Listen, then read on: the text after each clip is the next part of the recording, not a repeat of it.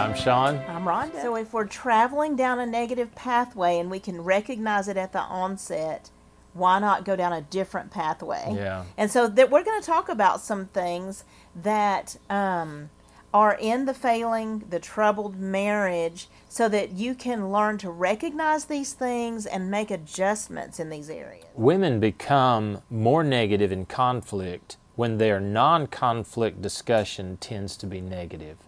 So men, if there's a lot of negativity, a lot of clashing, even when you're not trying to resolve an issue, it's going to make it worse when you do discuss issues.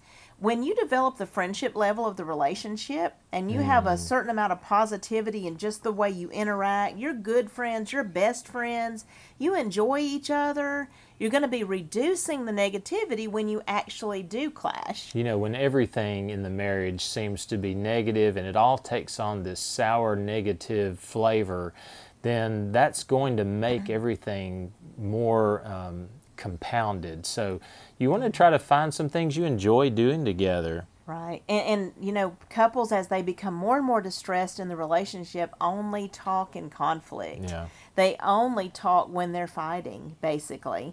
And so there's not a lot of emotional connection left in the day-to-day interactions. So this is really, I guess, saying try to build the friendship side of your relationship. And you say, well, it's hard to because we have this disagreement. Well, try to lay the disagreement in those areas and separate that from the entirety of your marriage and find something that you can enjoy and have fun doing together as a couple. In the Bible it says to make friends, show yourself friendly. Wow. Smile, be pleasant to be around. And you might be like, well, how can I do that when we're arguing so much? Yeah, you mean that verse actually works in a marriage?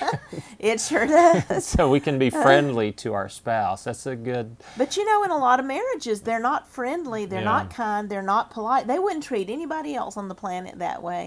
And we would ask, is that the way Holy Spirit wants to act through you towards your spouse? Yeah. As we are in ministry to our spouse, we have to think, what would the Holy Spirit want to say right now? It's not about what do I want to say right now.